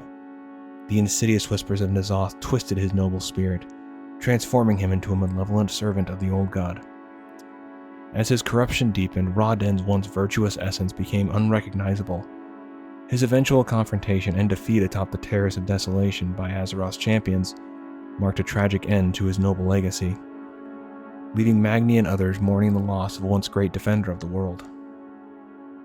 Now I want to talk about Tyr. His beginning was like the rest of the Keepers. After having been empowered by the Titan Agrimar, he and Odin fought and defeated Ragnaros. Then following those events, we jump to when he helped the Aspects fight Galakrond and be victorious, which led them to be endowed with the powers from the Titans through the Keepers. Now we move on to the next leg of Tyr's adventure. Tyr's involved in the story of the War of the Scaleborn, which is the story of events before Dragonflight and going more in depth of the fight that the Aspects had with the Incarnates, which were led by Eridikron. Tyr approaches the Aspects about taking primal dragon eggs from the wilds and infusing them with order magic, which I'm fairly certain is just arcane magic, which is a way to ensure the Dragonflights thrive and weaken the primalists. But I have to read the story to get the full idea of what's happening, so that's the very brief rundown because that's basically all the wiki said. But now I want to go into more detail about Loken's rebellion from Tyr's perspective. In the shadowy grip of corruption, when darkness threatened to consume even the noblest hearts, Tyr stood steadfast against the tide. As his brethren succumbed to the insidious whispers of corruption, only he and Arquidus remained untainted by Loken's treachery. Long before the tendrils of corruption ensnared Loken, Tyr had sensed the looming darkness, a foreboding presence that lingered on the edge of perception. Thus, when the tempest of betrayal finally broke, he was prepared, his resolve unshaken by the chaos that ensued. With Loken's legions closing in, Tyr, Archytas, and their friend Ironea retreated to the remote reaches of Storm Peaks. There, amidst the rugged terrain and howling winds, they plotted their defiance against the encroaching darkness. As Loken scoured the land in search of his elusive prey, the trio lay in wait, hidden from prying eyes. Their absence fueled rumors of their flight, leading Loken to believe that they had fled beyond his grasp. But unbeknownst to their would-be captor, Tyr and his allies bided their time, their spirits unbroken and their determination unwavering in the face of adversity. Amidst the chaos of the Winterscorn War, as the clash between Vrykul and Earthen ignited from the frozen wastes, Tyr and his stalwart companions found themselves thrust into the heart of the conflict. Besieged by the relentless onslaught of the Winterscorn, the Earthen turned to Tyr for aid, their pleas echoing across the desolate landscape. With unwavering resolve, Tyr and his comrades emerged from the shadows, ready to lead the charge against the encroaching darkness. As battle raged on, Tyr and Archytas forged a beacon of hope amidst the chaos, Truthguard, a shield imbued with the power to unveil Loken's deceit and rally allies to their cause. Entrusting the artifact to the valiant Vrykul champion, Yargrim the Truthseeker, they kindled a spark of defiance that ignited a revolution within the ranks of their foes. Yet as the tide of war shifted and the Winterscorn returned with newfound allies astride mighty proto-dragons, Tyr knew that victory would require more than mere steel and stone. Calling upon the dragon aspects for aid, they unleashed a tempest of divine fury upon their adversaries, casting down the Vrykul and sending the Winterscorn into a deep slumber. And thus, with the echoes of battle fading into the icy winds, Tyr and his companions stood as beacons of hope in the darkness. With the threat of Loken's plots looming ever larger, Tyr knew that decisive action was needed to thwart the malevolent plans of the treacherous Keeper. Determined to uncover the full extent of Loken's betrayal, Tyr and his allies set their sights on a daring mission, to procure the Discs of Norgannon, which is a set of enchanted artifacts that transcribe the history of Azeroth as it unfolded, which would show the full story of Loken's betrayal to the three. Before embarking on their perilous quest, Tyr made careful preparations enlisting the aid of the honored dragon aspects. Presenting them with a scale forged of pure silver, he entrusted them with a gift of great significance, a weapon against the shadows that threatened to engulf Azeroth. As the time for action drew near, Tyr bid farewell to his cherished companions, knowing that the path ahead was fraught with peril. Though their hearts yearned to accompany him to the unknown, Tyr insisted that his quest was one that only he and his fellow keepers could undertake. And so, with determination burning bright in their hearts, Tyr, Ironea, and Archytas set forth into the unknown, their resolve unyielding, their spirits unbroken, ready to confront the darkness that lurked at the heart of their world. Amidst the towering spires of Ulduar, Tyr enacted a daring gambit to distract Loken, while his companions embarked on a perilous mission to steal the coveted Disc of Norgannon. As Tyr engaged Loken in a battle of wits at the entrance of Ulduar, Archytas and Ironea slipped into the heart of the Titan stronghold, their movements shrouded in shadows as they sought to liberate the disc from the captor's grasp. With the precious artifacts secured, the trio made a daring escape to the treacherous Storm Peaks, their path fraught with danger at every turn. Far from the prying eyes of their pursuers, they sought sanctuary in a distant refuge, where they could unravel the mysteries contained within the discs and forge a plan to confront the looming threat.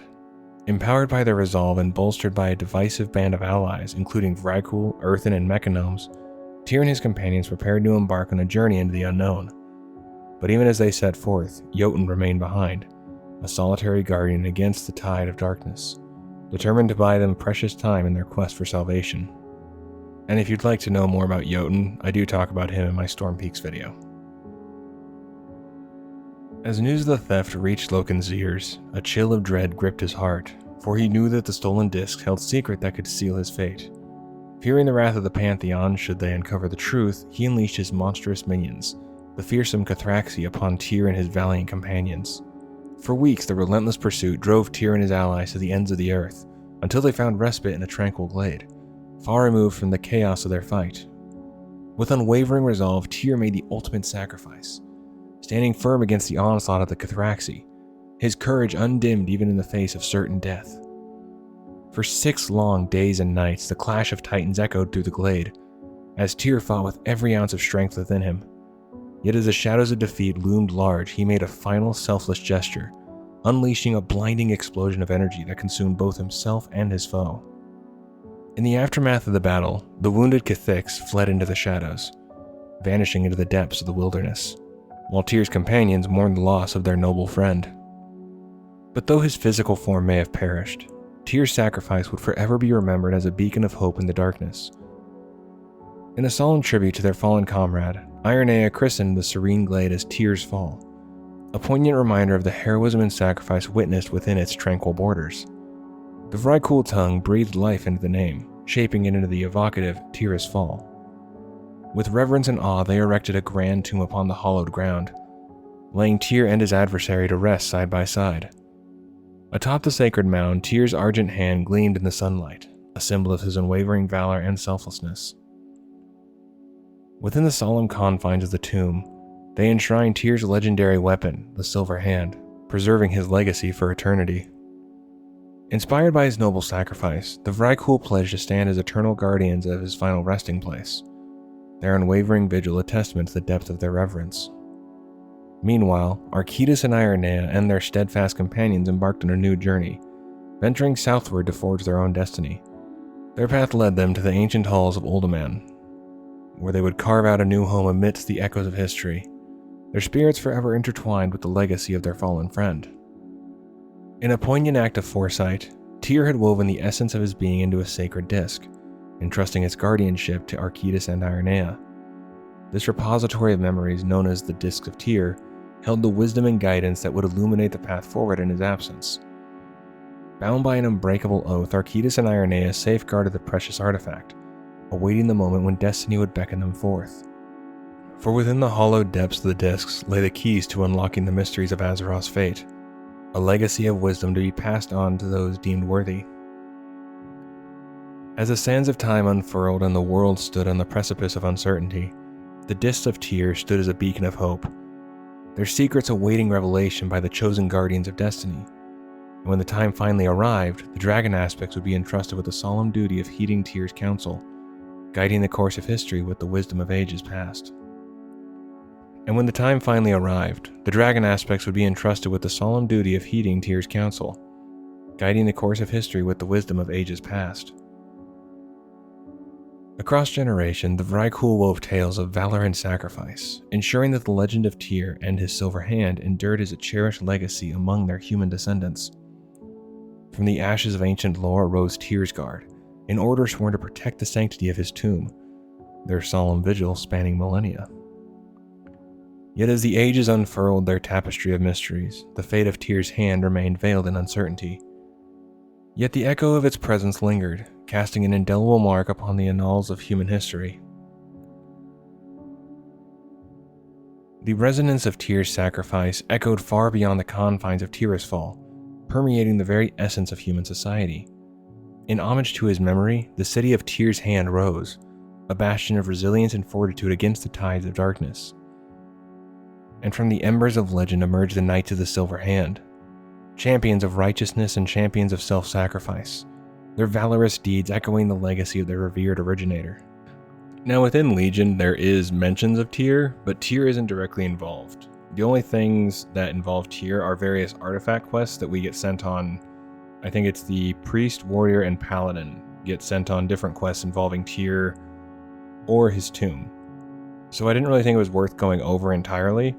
However, in the future I would like to go over pretty much the entire quest line for each class in Legion, because it is a substantial quest line, and I think it's pretty interesting to go over since I've personally never really done the full quest line on any character.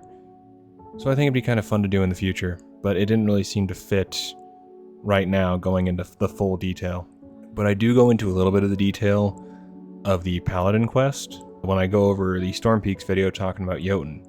So if you'd like to see that, check it out, but otherwise, let's hop over to Dragonflight, where Tyr is directly involved and a lot of stuff happens.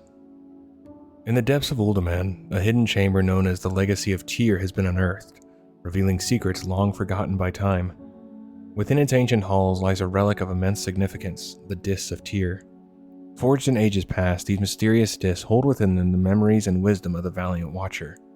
Entrusted to the faithful guardians Ironea and Architas, alongside the revered Discs of Norganon, They are said to contain a crucial message destined for the dragon aspects. However, before the Seekers of Knowledge can lay their hands upon the treasured artifact, a disruptive force emerges from the depths of time itself.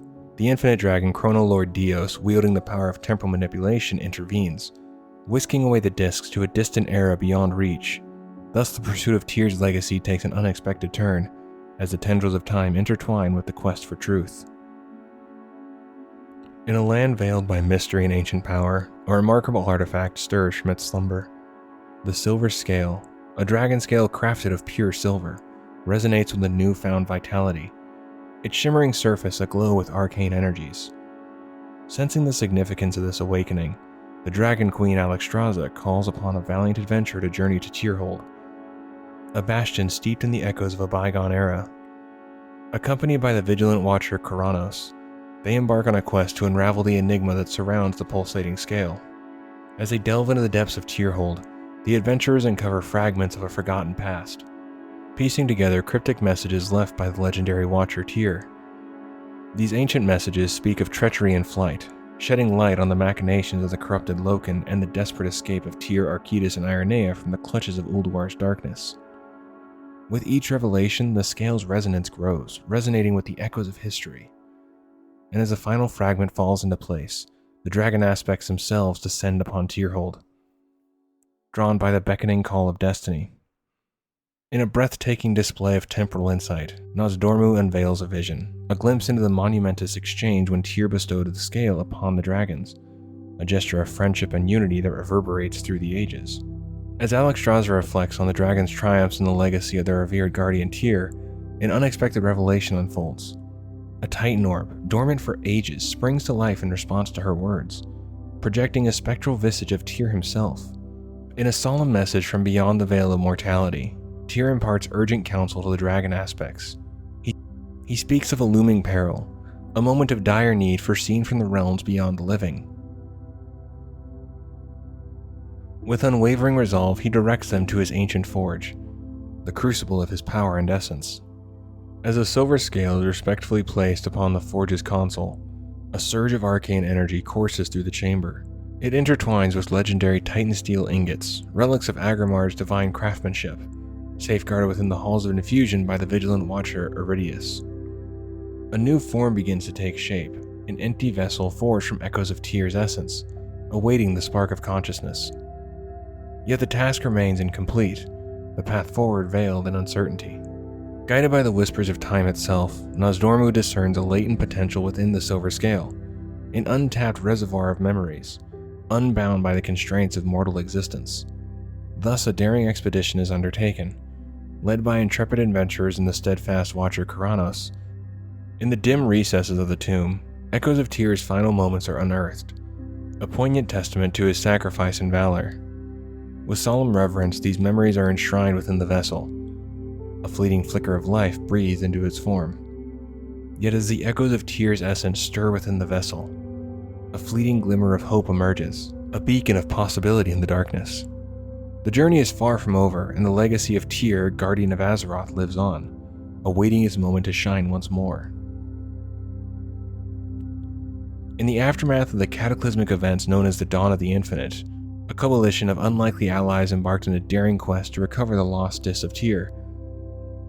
Led by Chromie and the enigmatic Eternius, they ventured across time and space, placing arcane beacons at pivotal moments in history.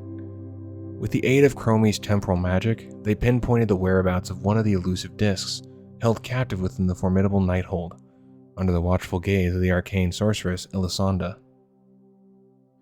After a harrowing confrontation with Farak and his minions, the intrepid band, accompanied by a valiant adventurer, breached the Nighthold's defenses. In a realm untouched by the passage of time, they engaged Elisanda in a battle of wills, persuading her to relinquish Tyr's long-lost disc. With the disc secured and the Silver Scale in their possession, the stage was set for a momentous reunion. As the ancient rituals were performed, Tyr's essence was summoned forth, drawn from the abyss of oblivion to greet the world once more. In a momentous reunion, the long-lost artifacts, the discs of Tyr and the Silver Scale converged, signaling the revival of Tyr. As he emerged from the shadows of the past, he was met by Alexstrasza and Nozdormu, witnesses to his resurrection. Amidst the joyous reunions, Tyr's companions delivered somber tidings of the passage of time, revealing the fate of his former comrades, Malygos, Ysera, and Neltharion. Neltharion succumbed to corruption inflicted by the Old Gods, leading adventurers to confront and ultimately defeat him. Subsequently, Ysera fell victim to the insidious influence of the Emerald Nightmare. Upon her demise, Elune intervened at the request of Tyrande, purifying Ysera's spirit. Meanwhile, Malygos became consumed by his idea that the mortal spellcasters may end up bringing the Burning Legion to Azeroth as the Highborn once did. His descent into madness solidified his conviction that mortals were incapable of responsibly wielding magic. In a desperate bid to assert control, he tapped into the ley lines coursing through Northrend, redirecting their power to his domain within the Nexus. However, the consequences were dire, as the unleashed magical energies proved volatile and dangerous. These events culminated in what would be known as the Nexus War. Recognizing the danger Malygos posed, Alexstrasza made the difficult decision to end his reign. With the aid of adventurers and support from the Red Dragonflight, Malygos was ultimately defeated, bringing an end to his life. Even as the torchbearers of old faded into memory, new aspects had risen to take their place, ushering in a new era of guardianship. Seeking clarity amidst the shifting tides of destiny, Tyr inquired about the purpose behind his rebirth. With a solemn gaze, Alexstrasza recounted their initial intentions, forged in the crucible of necessity, now tempered by the dawning of a new age, an era defined by peace and camaraderie. Eager to embrace his newfound role, Tyr was introduced to the stalwart defenders of his legacy, the Tyr's Guard. Gathered at their new bastion Tyr's Rest, with a nod of assent, he accepted the mantle of leadership, ready to impart his wisdom and guidance to those who sought it.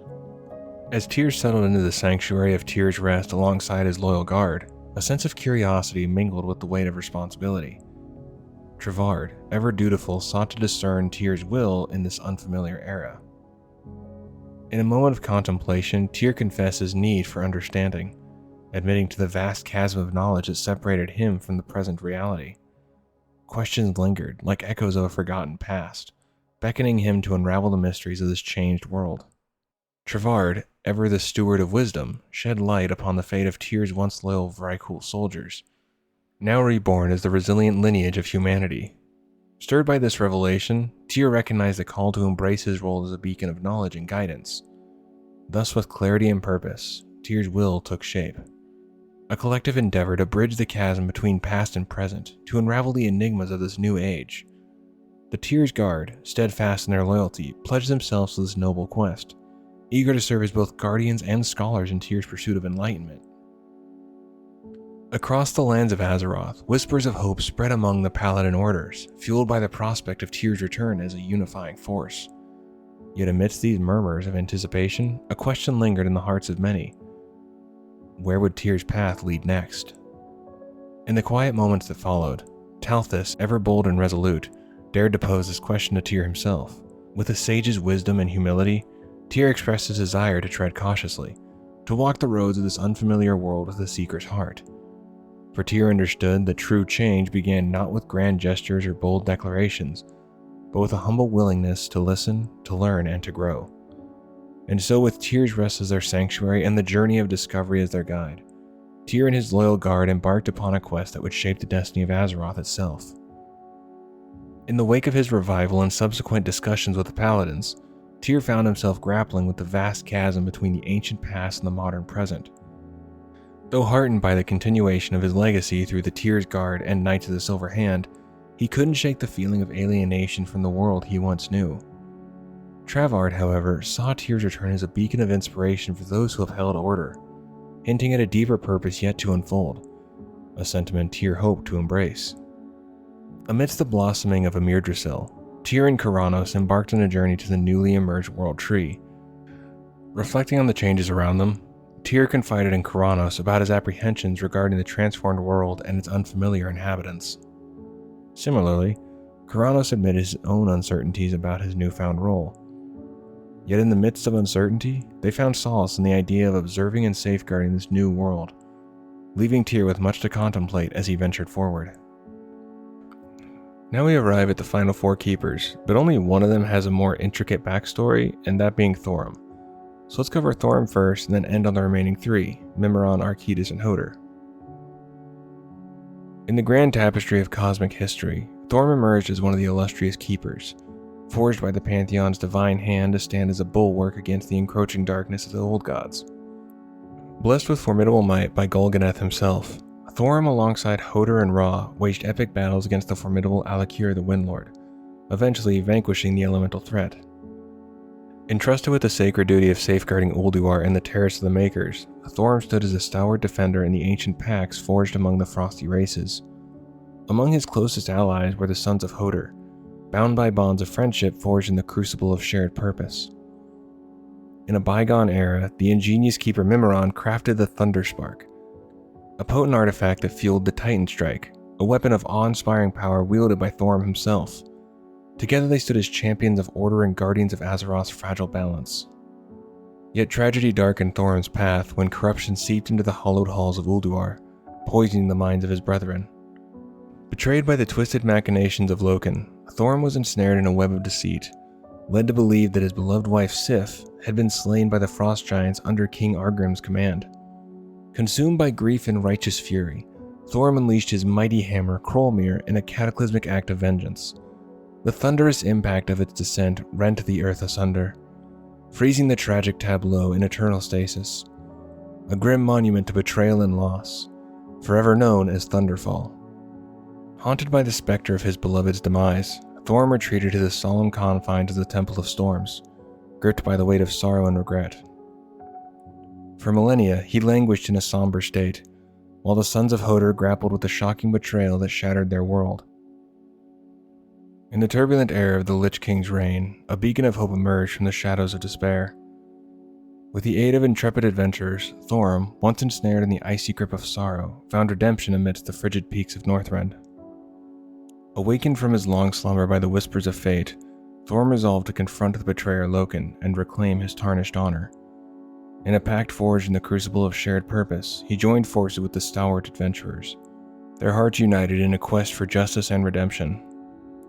Guided by the indomitable spirit of Thorm, the Sons of Hodor rallied to his cause, beckoning brave souls to aid them in healing the wounds of old and bridging the chasm that divided Frost Giant and Keeper. Through acts of courage and compassion, the rift that once threatened to tear their kin asunder began to mend, paving the way for reconciliation and unity. In a fervent quest to reclaim his lost honor and seek vengeance against his deceitful kin, Thorm embarked on a daring campaign to confront his treacherous brother. Armed with his legendary weapon and clad in his armor, he marched forth to wage war against the shadows that had tainted his legacy.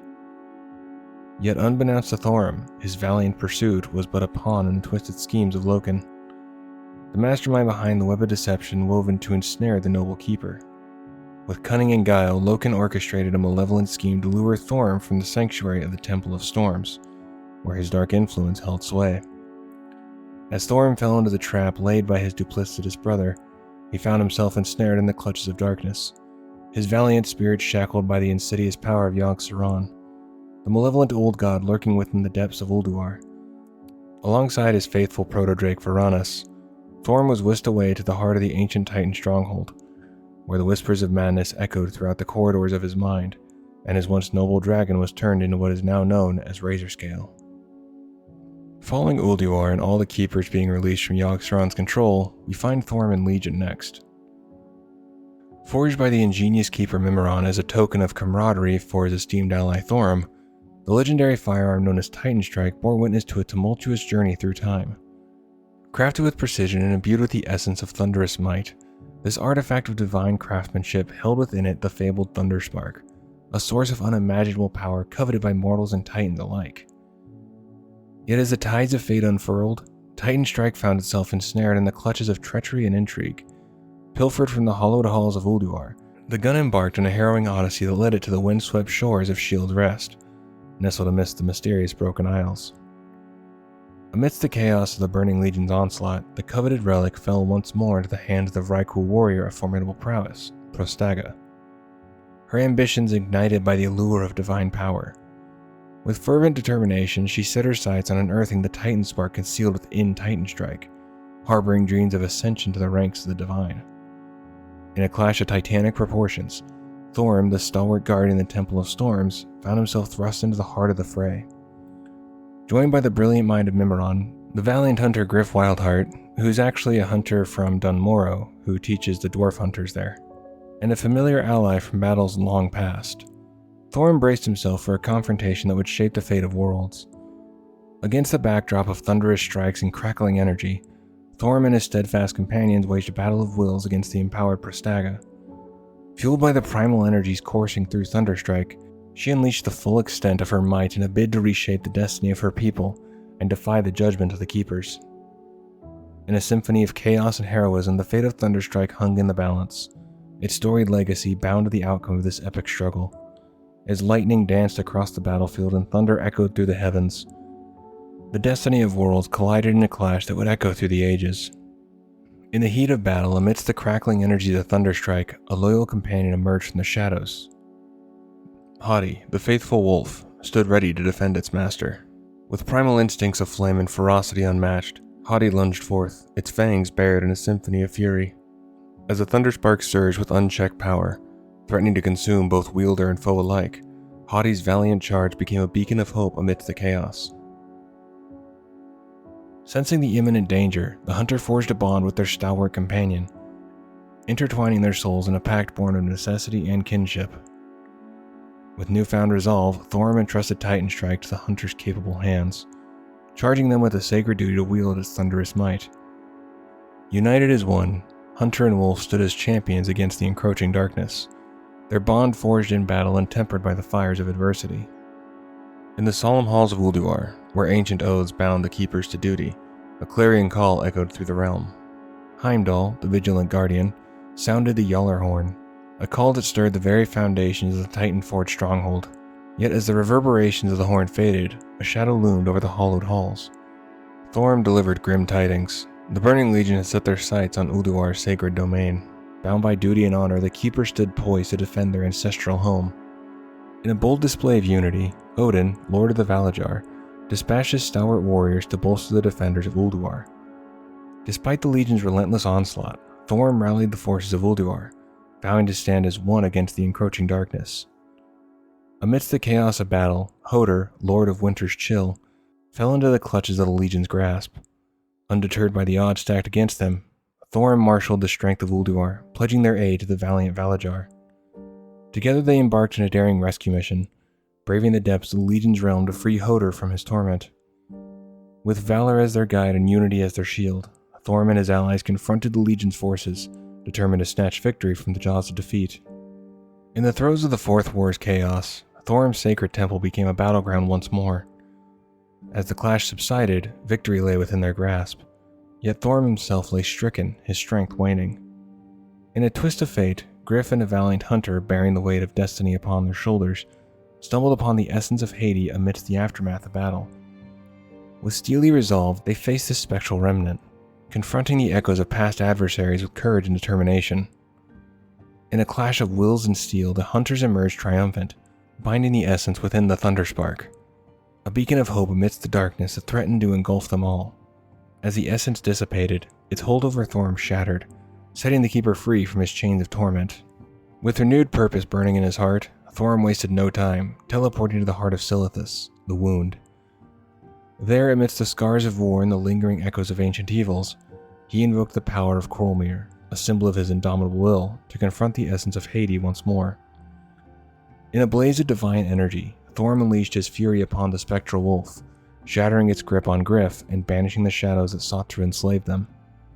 With Hades' essence restored, a flicker of hope ignited in the darkness, a testament to the resilience of heroes in the face of adversity.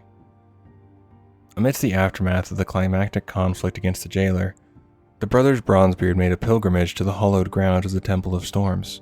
There they found Thorm, wrestling with the weight of his past. In their heartfelt exchange, the brothers sensed a glimmer of hope in Thorm's demeanor, a faint echo of the valor that once defined him. With genuine concern, they inquired about his loyal companion, the elusive Wolf Skull, and the whereabouts of Jotun, whose absence cast a shadow over the Dragonblight. Thorm, ever the enigma, offered cryptic responses, his gaze drifting into the horizon as if searching for answers in the windswept peaks. With a sheepish grin, he assured the brothers that Skull would find his way home in due time, though the mystery of Jotun's disappearance remained unresolved. As their conversation unfolded, Thorim's mind seemed adrift, his thoughts scattered like leaves in the tempest. Mistaking Bran for another, he brushed aside Muradin's suggestion with the dismissive wave. His focus tethered to the mysteries that lingered beyond the reaches of mortal comprehension. As I mentioned earlier, the remaining 3 figures in this tale don't have as much information, but let's start with Arquittus. He offers little more than what's already been shared in Tyr's narrative. One notable addition to his tale is his role in constructing the Chamber of Heart, a sanctuary dedicated to nurturing Azeroth's world soul. Following the events of the Winterscorn War and escaping the Cathraxi, both Arquittus and Ironea entered a deep hibernation within the vaults of Uldaman, their rest undisturbed until the arrival of intrepid adventurers many years later. Despite prevailing theories suggesting his dormancy, whispers persist that Arquittus is not deceased but rather incapacitated, leaving open the tantalizing possibility of his eventual reawakening. Now we move on to Mimiron. Following his triumph over Neptulon, Mimiron faced a dire turn of events orchestrated by the cunning Loken, who plotted his demise. Yet fortune favored the ingenious inventor, as his loyal Mechanome followers managed to salvage his essence and fashion a new mechanical body, ensuring his continued existence. However, the ordeal left Mimiron's mind in a precarious state, his once brilliant intellect clouded by lingering traces of instability. Subsequently, Mimiron and his fellow Watchers fell victim to corruption, ensnared within the malevolent confines of Ulduar. It was only through the courage and determination of brave adventurers that they were liberated from their sinister captors, emerging from the shadows to aid in the defense of Azeroth. In the tumultuous era of Legion's onslaught, Mimiron resurfaced, offering invaluable assistance to a courageous hunter seeking the legendary weapon known as Titan Strike, with giving the adventurer the idea to go and seek out Thorim and then helping save Hati after the fight. Later on, Mimiron helps adventurers locate Hati, whose spirit was thought to be lost after Titan Strike's power was expended against the Sword of Sargeras. But thanks to Mimiron, he figured out that Hati survived and could possibly be saved. Together with Griff, the Huntmaster, and Thorim, they ventured to Silithus to retrieve Hati's essence and bring him back to life. Thanks to their efforts, the loyal wolf was back with his master. As the saga unfolds, we turn our gaze to Hoder, the stalwart guardian of the Temple of Winter. His valor in the battle against Alakir the Windlord is but a prelude to the shadowy veil that shrouds his fate thereafter. Amidst the treacherous schemes of Loken, Hoder vanishes into the depths of obscurity, ensnared by the tendrils of deceit that grip the heart of Ulduar. In a tragic twist of fate, Loken's minions, fueled by malevolent intent, descended upon the sacred grounds of the Temple of Winter, casting a pall of destruction in their wake. The once serene haven is plunged into chaos, its tranquility shattered by the fury of the fire giant's onslaught. Caught in the grip of betrayal, Hoder's noble spirit is ensnared within the icy confines of Ulduar, his absence a haunting testament to the fragility of trust in the face of darkness. As the resounding call of the Yaller horn echoed through the hollowed halls of Ulduar, a solemn oath whispered through the ages, binding the keepers to its sacred summons. Yet, despite their unwavering allegiance, the Titanic Guardians found themselves shackled by the chains of circumstance. For in the shadows of invasion, the Burning Legion descended upon Ulduar's bastions. With grim determination, Odin rallied the Valajar, a beacon of hope amidst the encroaching darkness, as they clashed with the demonic legion in a desperate struggle for survival. Amidst the chaos of battle, Hoder chased the retreating demons through a shimmering portal, his mighty form disappearing into the abyss of unknown realms. In the shadowed realm of Niskara, Hoder's noble spirit became tainted by the insidious influence of the Legion, his once untarnished resolve twisted by the sinister schemes of his captors. Yet, in the face of despair, hope flickered like a solitary flame in the darkness, as Thorim and the Valajar ventured forth to free their fallen comrade from the shackles of corruption. With valor and determination, they waged a daring rescue mission, braving the depths of infernal realms to reclaim Hoder from the clutches of oblivion. And as they emerged triumphant, the Icy Guardian stood redeemed, his gratitude a testament to the unbreakable bonds forged in the crucible of battle. In a gesture of loyalty and solidarity, Hoder pledged himself to the cause of the Battle Lord, his valor immortalized within the halls of Skyhold, where he would stand as a stalwart champion against the encroaching shadows of darkness. In the wake of the conflict with the jailer, a welcome change descends upon the Temple of Winter.